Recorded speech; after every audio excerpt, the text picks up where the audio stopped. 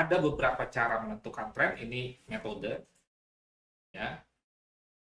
Saya kasih yang paling mudah saja, mengingat waktu, saya kasih yang menggunakan bantuan indikator.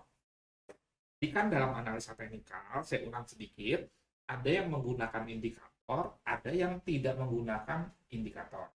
Sekarang yang menggunakan indikator dulu. Kenapa? Karena satu, kalau menggunakan indikator itu menjadi lebih mudah untuk pemula kita bicaranya ya, bukan yang sudah lama trading loh.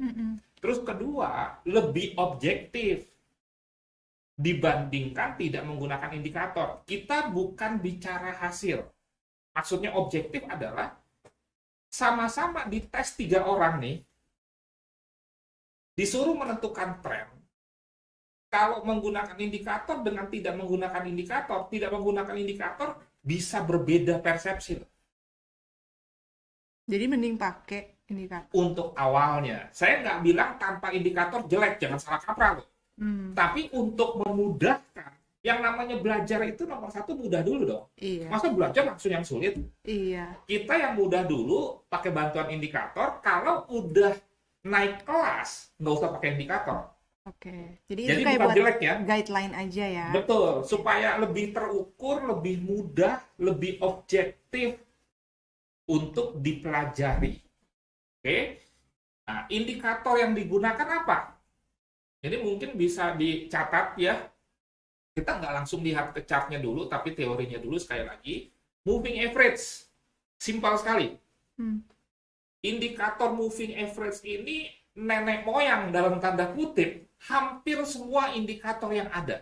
Bollinger, Anda bedah, Anda buka, di dalamnya ada moving average. Ichimoku, ini apa sih? Bollinger Ichimoku, dengerin aja dulu.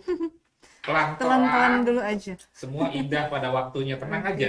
Telan dulu Akan aja ya. paham, telan dulu aja.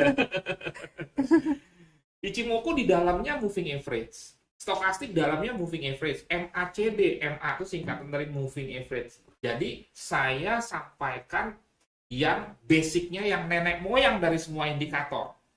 Ya, yang disebut dengan moving average. Balik lagi. Ternyata moving average ada jenis-jenisnya lagi nih, Vira.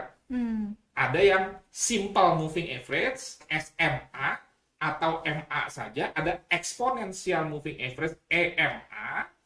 Ada yang weight moving average, WMA. Saya pakai yang mana? Pakai EMA. Kenapa?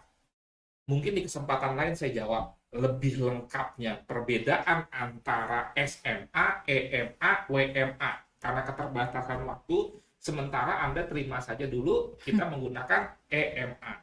EMA ada periodenya lagi. Ada 200, 100, 50 dan lain sebagainya, itu jumlah data karena moving average ini statistik. Jadi kalau dikatakan moving average 200 diletakkan di D1, berarti rata-rata pergerakan harga 200 hari terakhir itu digrafikkan menjadi sebuah garis yang disebut garis moving average. Jadi Anda harus tahu moving average 200 itu maksudnya apa sih? Ada 200 data. Sekali lagi ini bicara statistik. Makanya pendekatan indikator, dia disebut pendekatan modern karena menggunakan statistik dan matematika. Dan kalau dibuka bisa bikin kita pusing. Makanya disajikanlah dalam bentuk garis. Simpelnya, supaya ingat, tips merah, kuning, hijau di langit yang biru plus pink.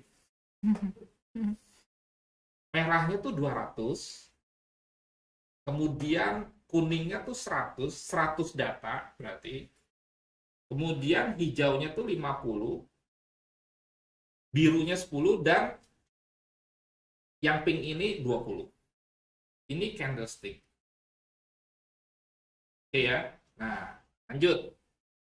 Kalau umpamanya candlestick ini relatif berada di atas semua EMA, dan EMA paling kecil EMA 10, paling atas di antara EMA lain, maka trennya bullish.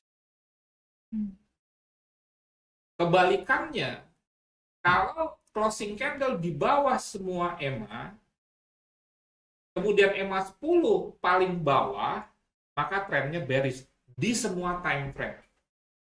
Yuk, kita lihat. Trading view sementara ya. Nah ini langsung nih market open hari ini. Contoh Euro USD bisa Anda perhatikan pada layar kan? Sama ya. Merah, kuning, hijau di langit yang biru, ini harga running 1.2113. Dari mana angka 200-100 quotes? Itu riset. Karena tidak ada standar periode berapa yang digunakan. Cuma biasanya untuk jangka panjang, orang tuh sepakat 200-100. Menengah dan pendek itu mulai terjadi varian-varian. Jadi boleh pakai EMA berapa saja sih, tinggal didukung data aja. Ini udah mulai masuk matematika statistika ya. Jadi sekali lagi, kalau Anda perhatikan singkatan dari moving average, kata-kata average itu berasal dari mana? Statistik. Nilai rata-rata kan, ada 10 orang ujian matematika. Orang pertama dapat 7, orang kedua dapat 8, nilai rata-ratanya berapa? Itulah average. Yeah. Ada 10 period, 10 hari, closingnya dijumlahin dibagi 10, simpelnya begitu. Itulah moving average. Jadi ada dasarnya. Kalau misalkan sebuah harga nih, sebuah nilai di atas rata-rata 200 anak, berarti anak itu pintar. Dikatakan bullish. Ini gampangnya. Kalau misalkan sebuah nilai di bawah rata-rata 200 anak, berarti orang tersebut bisa dikatakan di bawah rata-rata, kata sopan untuk bodoh. Itu bearish. Logik nggak? Bisa diterima nggak? Ini implementasi ke sektor real dan matematika. Jadi kan ada nilai rata-rata 200 anak, 100 anak, 50 anak, 20 anak, 10 anak. Yeah. Oke? Nah ternyata harga running itu harga saat ini, itu nilai matematika seseorang. Kalau misalkan rata-rata ya nilainya 7, sementara rata-rata 200 anak 6,5, itu candle di atas EMA 200, berarti dia pintar, bullish. Tapi kalau misalkan rata-rata 200 anak 7, ternyata nilai dia 4, boleh dikatakan sementara bodoh, bearish. Jadi, kembali lagi ke sini, kalau Anda perhatikan chart, ini kan rata-rata closing candle di atas semua EMA. Saya nggak bilang dia nggak pernah di bawah, tapi rata-rata itu kan artinya kan kebanyakan. Kalau rata-rata 7, bukan berarti semua 7 dong. Ada 6, ada 5, ada 8, ada 9. Tapi kalau Anda perhatikan chart ini, kebanyakan closing candle atau candle itu di atas semua EMA. Dan perhatikan lagi, EMA 10-nya paling atas sementara ini. Makanya ini dikatakan bullish kuat. Tetapi ini lagi turun, Coach. Iya. Kan sudah dibilang bahwa yang namanya tren bukan garis lurus. Perhatikan dari sini, ini trennya naik. Turun. Koreksi. Inilah yang disebut dengan secondary reaction tadi. Dari sini ke sininya, dari sini ke sininya, major trend. Dari sini ke sininya, secondary reaction. Kalau paradigma kita cuma ngelihat ini doang, maka dikatakan trennya turun. Tapi kalau paradigma kita lihat dari sini ke sini, dikatakan trennya naik. Nah, berarti ini di time frame yang lebih kecil, kalau pada bagian ini, dia turun, sementara di time frame yang lebih besar dia naik, berarti ini koreksi. Artinya, dia kemungkinan cuma mau ambil ancang-ancang, kayak kita lompat, supaya lentingannya lebih tinggi, kita nunduk dulu. Itu ilustrasinya. Nah, jadi kalau kita perhatikan, misalkan sampai dengan data saat ini, kalau ini turun nih, Euro USD, ini berarti masih dalam kerangka koreksi dari sebuah tren naik, mengingat kalau kita lihat bagian ini kan naik. Ada yang bisa ngomong ini turun? Saya bingung deh kalau ini dikatakan turun. Tapi kalau ngomong ini turun, betul. Berarti ini secondary reaction-nya. Ini major trend-nya. Nah, ini kalau dia turun, kesempatan kita untuk buy on low. Hmm. Buy on low-nya sampai mana? Nanti itu peranannya support and resistance. Buy-nya di mana? Tapi paling tidak sampai dengan saat ini kita tahu bahwa satu, major trend Euro USD naik. Dua, saat ini sedang terjadi koreksi, artinya secondary reaction-nya tidak sesuai dengan major trend. Hmm. Dan itu peluang. Kalau misalkan yang masih newbie melihat penurunan itu dia frustasi, aduh gue mau buy dia turun. Hmm. Yang newbie. Hmm. Kalau profesional senang. Saya mau buy dia turun, berarti saya bisa mendapatkan harga yang lebih rendah. Hmm. Nah, itu bedanya. Karena nggak lama lagi kemungkinan dia akan naik lagi. Akan naik. Hmm. Nah, tinggal nanti tergantung, kalau hari ini tadi saya katakan Jumat pertama, ini nanti tergantung news jam 7:30 nanti malam nih. Hmm. Ini yang combine dengan fundamental, karena kadang-kadang teknikal ini bubar gara-gara sebuah fundamental. Mau dikatakan misalkan itu ya, tadi tren Euro USD naik, berarti Euronya naik, USD-nya turun, betul ya? Nanti ternyata keluar 3 data. NFP-nya bagus, tingkat penganggurannya turun, berarti kan bagus. Hmm. Upah buruhnya naik, maka USD-nya menguat. Ini mungkin pada chart, Euro USD kembali turun. Karena pengaruh apa? Pengaruh news. Fundamental. Nah, kira-kira seperti itu. Nah, buat yang tidak terlalu paham fundamental, amannya nih, ya udah nggak usah trading. Hmm. Karena sering sekali kita analisa teknikal semuanya bubar gara-gara sebuah event news, ekonomi, politik, dan lain sebagainya. Euro USD contohnya nih, naik. Hmm. Saya bukan berharap, misalkan Paris dibom, Hmm. Euro USD turun. Hmm. Padahal secara teknikal kita bisa lihat ini kan, Iya. naik. Hmm. Tapi kalau balik lagi, tiba-tiba Paris dibom, ini bisa turun. Turunnya sampai mana? Nanti masuk support and resistance. Tapi paling tidak, sampai tahap ini kita tahu trend, kita tahu secondary reaction, kita tahu proses pembalikan trennya. Kira-kira kalau proses pembalikan tren di D1 menyambung yang tadi, menjadi bullish, dari bearish menjadi bullish, dari bullish menjadi bearish. Ngomong. Ribet ya, tidur dulu. Kurang kopi. Kurang kopi kayaknya.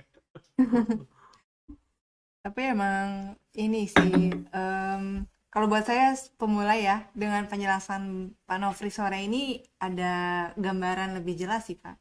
Gambarannya. Iya. Kan gini ya, kalau untuk pemula, tugas saya sederhana kok. Pertama, menyadarkan orang bahwa trading itu ada ilmunya. Bukan hanya sekedar asal buy atau asal sell. Sehingga saya menolak keras, sangat tidak setuju kalau dikatakan trading itu judi. Saya nggak rela. 16 tahun saya belajar analisa teknikal fundamental. Kasarnya lu enak aja ngomong judi, lu yang bikin judi. Kasarnya begitu ya. Gitu. Ya. Dan yang kedua, membangun minat. Oh, ternyata bisa dipelajari ya. Buat orang-orang positif Ya, kan bukan hanya. Sekarang kalau orang positif, seharusnya kan tanda tanya. Oh, asal buy, asal sell aja sih dasarnya apa? Itu kalau orang positif dong. Iya. Kan gitu. Harusnya nih ada nih ilmunya. Nah, begitu ketemu ilmunya, kan menjadi termotivasi. Iya. Ini bisnis sekali lagi, apalagi zamannya corona seperti ini ya. Iya ya, bisa dari mana aja ya. Betul. Gitu. Kalau haters sudah pasti bilang ini judi. Betul. Betul. Iya. Soalnya sering juga tuh dengar kayak dari ya orang-orang sekitar yang mungkin nggak terjun di dunia trading, emang kadang tuh mengecap trading atau forex saham tuh kayak judi gitu. Padahal memang mereka mungkin belum tahu ilmunya, Betul. belum tahu sebenarnya itu ada beberapa teknik yang penting dikuasain dulu ya. Yes. Oke. Betul. Nah, kembali lagi ke tadi, kita sampai ke bagian ketiga dari sebuah tren. Pembalikan trennya tuh gimana? Kan gitu pertanyaannya. Ini kan bullish nih. Pembalikan tren, kembali ke chart, jika ada closing candle di bawah EMA paling bawah ini nih, dan EMA 10-nya jadi paling bawah, itu pembalikan tren. Kapan itu terjadi, saya nggak tahu, karena saya bukan Tuhan. Ya dong? Nah, tapi kita bisa melihat harga. Misalkan ini, kita lihat harga EMA 200 nih berapa? Nih di bagian ini gitu ya. Misalkan harga harga EMA 200 1.1926. Ke depan, kalau ada closing candle di bawah 1.1926 dan EMA 10 jadi paling bawah, positif dengan metode menentukan tren kita, Euro USD berubah dari bullish ke bearish. Sehingga lengkap. Anda bisa menjawab 3 target dari sebuah tren. Dan ini bukan satu-satunya cara ya. Enggak, ini cara yang termudah untuk seorang pemula. Dan ini bisa di time frame berapapun. Sekarang saya turunkan time frame jadi H4 nih. Tuh. Di H4 ya, di H4 ini mulai terjadi tanda-tanda pembalikan tren tapi belum sah. Nah, lihat nih. Closing candle kan di bawah EMA paling bawah tuh. EMA 200. Iya. Oke. Tetapi lihat, belum didukung EMA 10-nya belum paling bawah. Nanti kalau kita belajar lebih dalam, di dalam dunia trading ada istilah golden cross, dead cross. Jangan, saya nggak terangin sekarang ya, takut pusing nanti. Golden cross, dead cross. Nah itu, jadi memotong 2 garis, memotong ke bawah, dead cross, 2 garis, memotong ke atas, golden cross. Jadi nanti misalkan EMA 10 ini, yang garis biru ini nih, ada chart jadi paling bawah, dia kan memotong EMA 200-nya. Nah, itu positif balik tren di H4 jadi turun. Bisa pakai di H1 nggak? Kita bisa. Kita pakai di time frame berapapun bisa. Di H1 sudah memberikan informasi terjadi pembalikan tren di H1. Kenapa? Lihat. Dari mulai sini nih, closing candle sudah di bawah EMA 10, EMA paling bawah, dan EMA 10-nya udah paling bawah juga. Sudah. Jadi, time frame lebih kecil akan memberikan informasi lebih cepat pembalikan tren. Tetapi pembalikan tren di time frame yang lebih kecil itu tidak pasti membuat pembalikan tren di time frame yang lebih besar. Saya ulang. Kan time frame itu ada D1, ada H4, ada H1. Misalkan di H1 time frame yang lebih kecil terjadi pembalikan tren. Oke, berarti H1 lebih cepat memberikan informasi pembalikan tren daripada H4 H1. Ada H4 D1. Ke sini nih. Jelas ya. Tetapi bukan berarti setiap pembalikan tren di time frame yang lebih kecil, misalkan H1 sudah balik tren nih, jadi turun. Membuat pembalikan tren di H4 dan D1 belum tentu. Kalau kita bicara karakteristik time frame, nanti makin besar time frame, akurasinya makin baik. D1 lebih baik daripada H1. Tetapi kelemahan time frame besar, waktu closing candle-nya lebih lama, sehingga penantian kita lebih lama, sehingga menarik kesimpulannya juga jadi lebih lama. Kalau D1 kita mesti nunggu jam 5 pagi besok. Sementara kalau H1 menarik kesimpulan tiap 1 jam juga bisa.